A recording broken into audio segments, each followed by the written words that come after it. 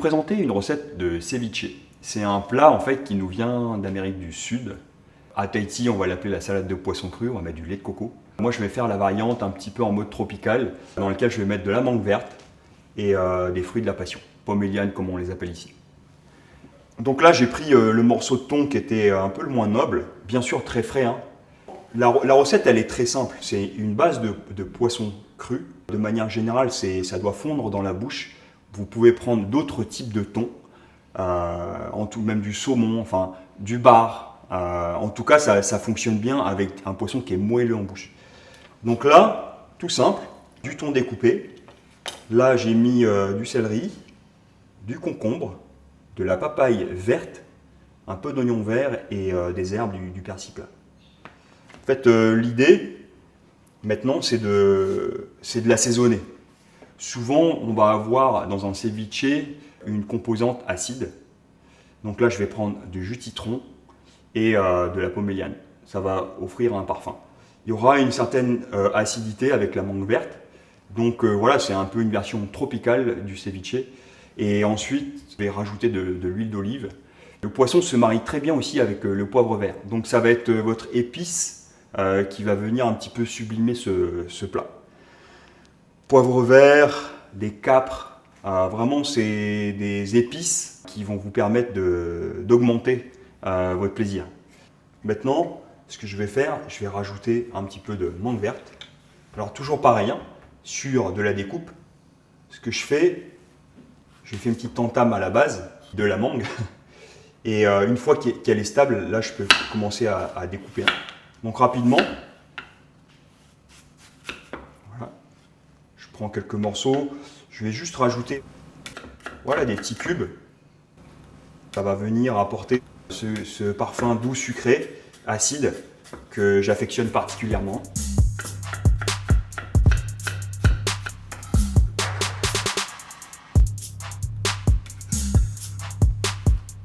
Là, il y a à peu près un tiers de poisson et 2 tiers de légumes. C'est vrai quand le poisson est un peu cher, vous rajoutez plus de légumes. Là, l'idée, c'est de gérer l'acidité. Plus j'acidifie, que ce soit avec du vinaigre, du citron, du pamplemousse, vous pouvez aussi mettre de la pulpe de tamarin, c'est d'en mettre suffisamment pour pas trop cuire le poisson. On veut le garder un petit peu cru, en fait mi-cuit. Donc là, je pense qu'avec un citron, ça suffira, et à assaisonner l'ensemble, et à mi-cuire le thon. Là, ce que je vais faire,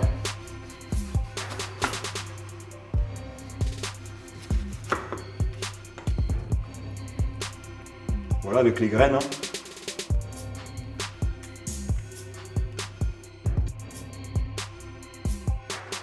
Alors c'est assez puissant, donc faut doser. Je finis le ceviche, un petit peu de poivre vert, des capres, écrase un petit peu au début.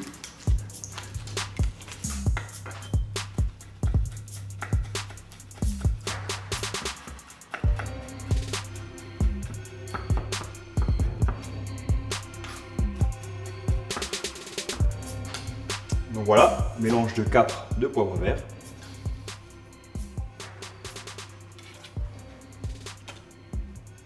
Un petit peu de sel. Et là, je vais mettre de l'huile d'olive.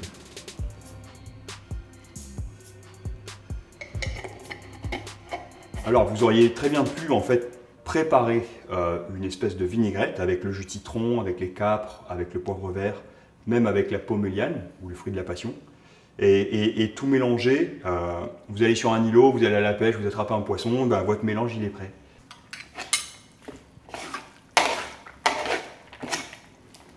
Alors là, vous voyez, hein, le poisson il a commencé un petit peu à cuire. Si vous le préférez cuit, à ce moment-là vous le laissez plus longtemps mariner, donc vous allez peut-être faire cette préparation 1 heure à l'avance. Maintenant, si vous aimez du poisson cru, faites-le au dernier moment. Si vous n'avez pas d'huile d'olive, vous pouvez le remplacer par une autre huile ou même du lait de coco.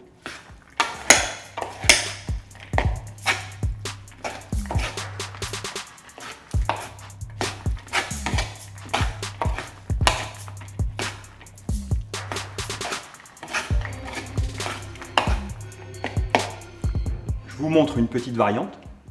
Là, j'ai des petites pommes de terre qui ont été pré-cuites à l'eau, épluchées.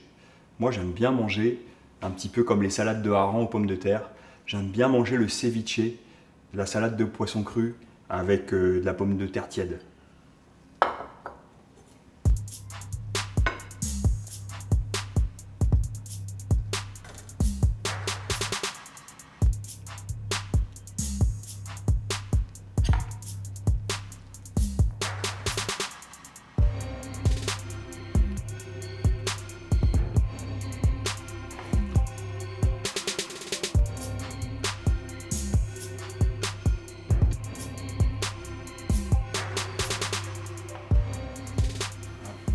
Et là, je vais mettre quelques petites pousses de cresson pour avoir de l'amertume.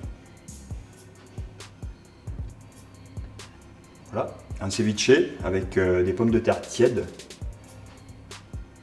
L'assaisonnement du ceviche va aussi servir à assaisonner les pommes de terre. En entrée ou en plat, vous allez ravir vos convives.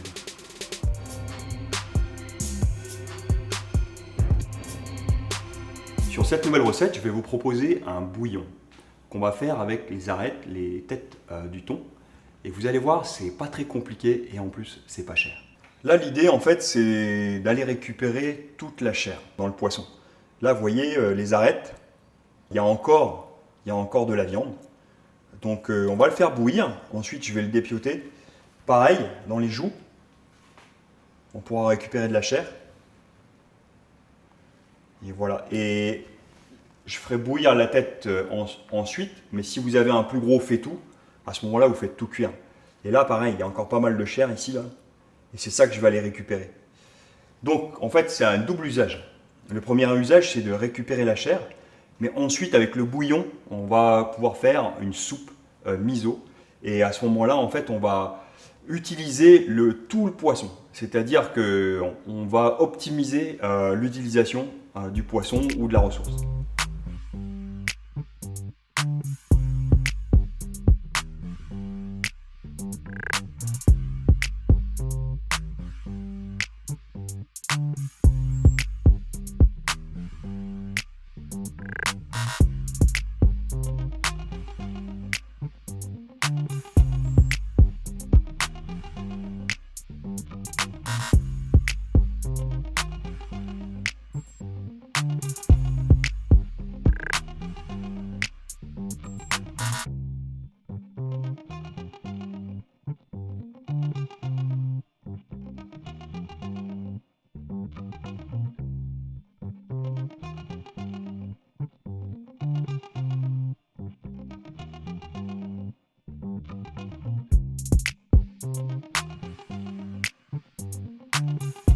Et donc, voici le bouillon.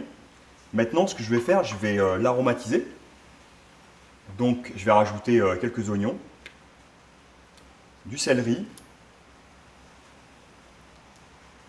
du gingembre, de la citronnelle écrasée et une feuille de cambawa.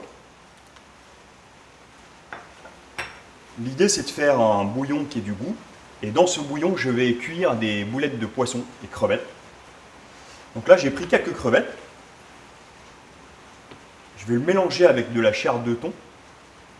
Juste une petite astuce pour enlever les têtes et récupérer le boyau. En fait, l'idée, c'est de tirer un petit peu sur la tête. Et là, il y a un petit boyau qu'il faut venir pincer. Là, ici. Là. Et on tire dessus. Voilà. Là, j'ai juste à tirer dessus. Ce qui fait qu'après, vous n'avez plus besoin en fait, de vous embêter à enlever le boyau dans la chair, dans le corps. Et après, bon, j'épluche comme une crevette normale.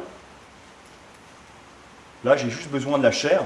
La chair de la crevette va me servir à apporter de la consistance dans les boulettes qu'on va faire. Là, ouais, j'ai quelques queues de crevettes pour la farce. Alors, la même chose, plutôt que de les jeter, je vais les réutiliser. Je vais venir parfumer du coup ce bouillon avec des têtes de crevettes. Aucun problème de mélanger du thon, du poisson avec de la crevette. De toute manière, ce sont des fruits de mer.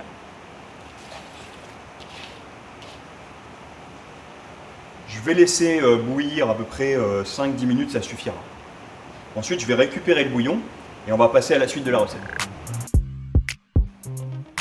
Ok, du coup là, on va se faire des boulettes de poisson à la crevette. une petite farce express. Donc l'idée, voilà, j'ai à peu près 400 grammes de thon en cubes et j'ai 150 grammes de chair de crevette. Je vais les mixer avec un peu de lait de coco pour apporter de l'onctuosité.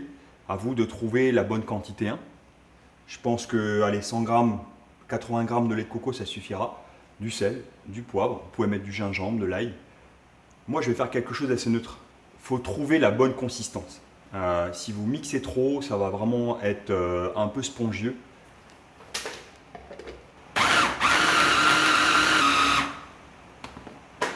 Voilà. Attends, touche pas. Donc là, c'est bien là. C'est la bonne consistance. Ouais.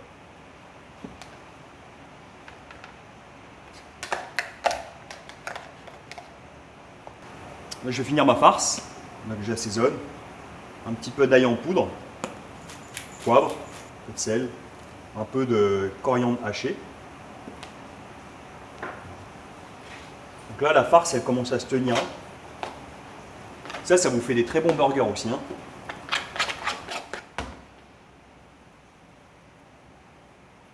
là, ça se tient bien.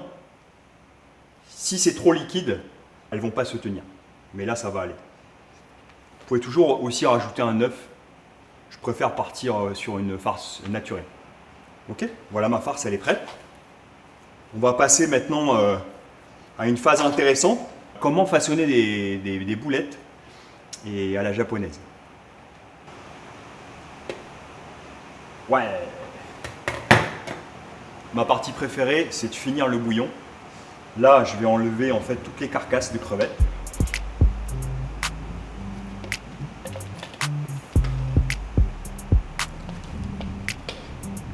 Là, vous avez un vrai bouillon fait maison.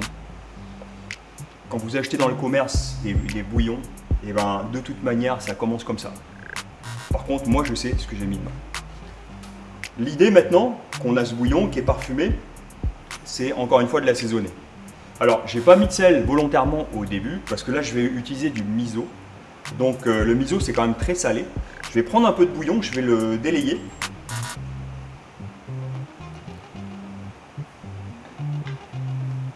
On se croirait au Japon. Je le mélange.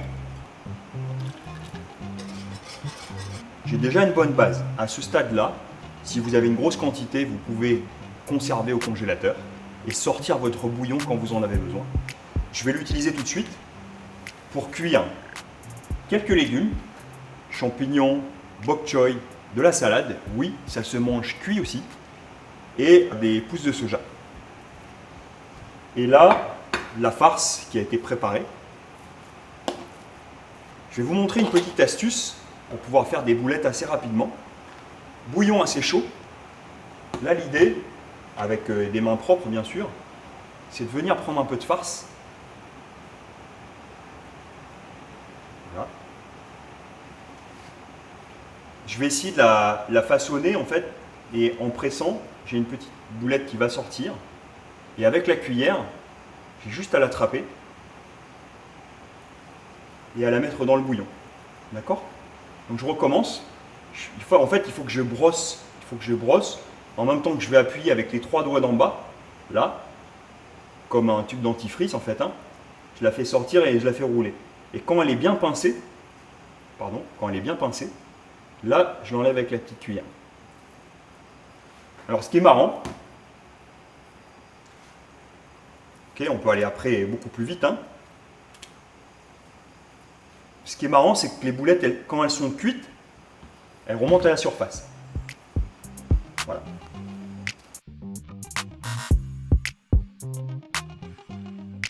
Et là, je vais rajouter ma garniture. En 30 secondes, ça sera cuit, le temps que les boulettes finissent de cuire. Je vais juste m'assurer que mon bouillon est bien assaisonné.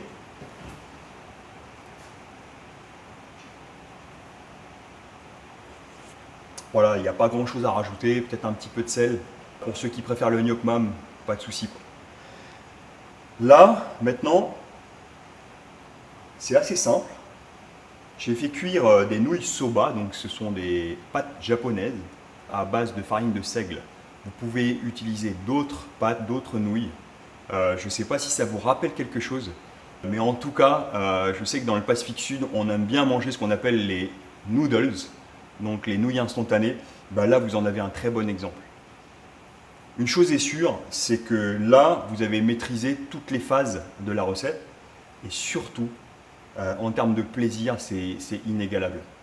Je pense que pour à peu près 6 personnes, on a utilisé maximum 1000 francs, voire 8 euros. Donc c'est tout à fait possible de s'alimenter pour pas cher, équilibrer et se faire plaisir. En tout cas, voilà, n'hésitez pas à essayer d'autres façons avec des carcasses de langoustes, des crevettes de crique. Quoi qu'il arrive, c'est toujours la même base. Donc là, je vais juste rajouter maintenant le bouillon et ça fera une soupe complète. Pour le soir, c'est parfait.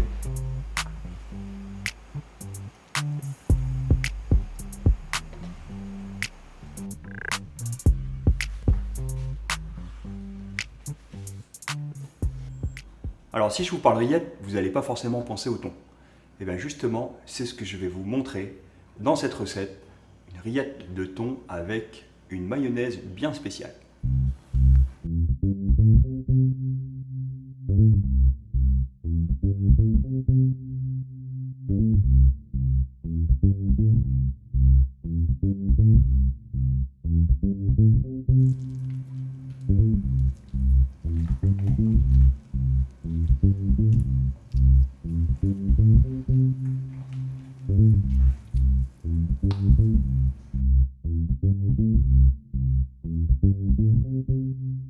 Il nous reste à peu près 1,5 kg de chair de poisson, okay, qui allait partir à la poubelle. Là, en fait, l'idée, c'est un petit peu comme une boîte de thon. Si vous en avez fait beaucoup, vous le mettez dans des boîtes en plastique, des Tupperware, et vous les congelez. Ressortez quand vous en avez besoin pour faire des salades, pour faire tout type de recettes. Là, on va se concentrer sur la rillette de thon. Donc, il faut bien l'émietter, de telle manière à ce qu'on ait une rillette de thon onctueuse. En faisant ça, vous profitez aussi de regarder si vous n'avez pas laissé une arête, une écaille.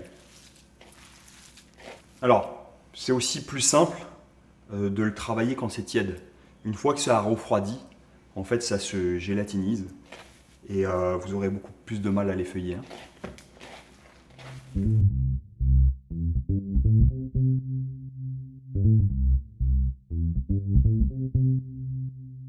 Alors, je vais vous proposer une mayonnaise allégée à base de pois chiches. Du coup, la base, c'est de travailler avec des pois chiches pré-cuits. Voilà, j'ai pris une boîte. Je vais en mettre à peu près 5 cuillères à soupe avec un peu de jus. Voilà. Donc là, l'idée, c'est de remplacer en fait l'huile par du fromage blanc. Alors là, j'ai pris du fromage blanc allégé. Vous pouvez prendre du yaourt. Et ensuite, je vais rajouter du sel, un petit peu d'ail en poudre, une petite cuillère à soupe de moutarde en grains pour rappeler en fait la moutarde dans la mayonnaise, et 3 à 4 cuillères à soupe d'huile d'olive. Donc le mixeur à main, c'est vraiment un outil pratique. Et là, je vais simplement mixer l'ensemble.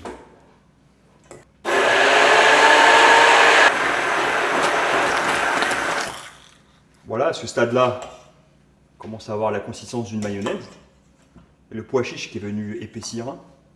Donc, je vais finir maintenant avec des cornichons, des capres et un peu d'oignon vert.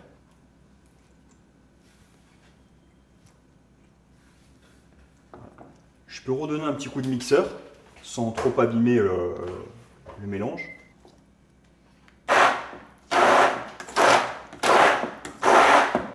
Donc petite mayonnaise que vous pouvez utiliser aussi avec du poisson froid ou pour vos sandwichs. Il y a plein d'utilisations. Ok, on fait l'assemblage. C'est sec, là c'est humide. Un des grands principes dans la cuisine, c'est de trouver la bonne quantité d'humidité. Voilà. Si c'est trop sec, rajoutez du liquide, rajoutez de la mayonnaise, rajoutez de la sauce ou rajoutez même du lait de coco, quoi.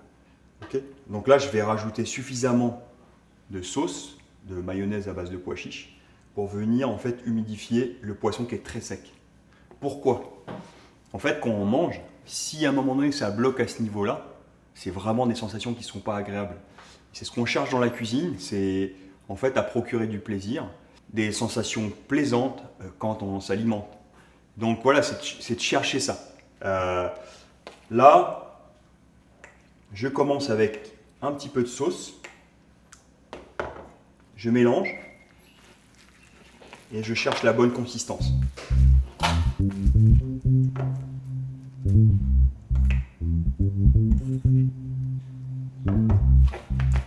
C'est toujours progressif, hein. Je vais pas dire que c'est une recette anti-gaspi, mais presque.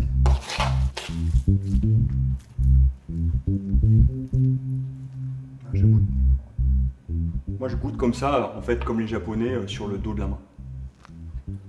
Comme ça mes doigts restent propres. Ce que je vous propose, souvent en apéritif on ne sait pas quoi faire. Ben là je vais faire des petites endives farcies. Donc ça pèse presque rien, hein. Et l'idée voilà, c'est d'avoir ce qu'on appelle le finger food, des amuse-bouches qu'on peut manger avec les doigts. La petite partie technique c'est de faire les quenelles. Donc l'idée c'est d'en prendre suffisamment. Et là en fait on va faire tourner les cuillères en brossant un peu la quenelle.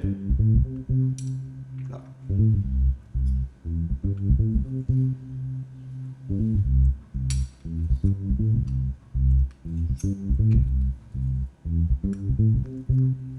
Voilà. Et là après je dépose.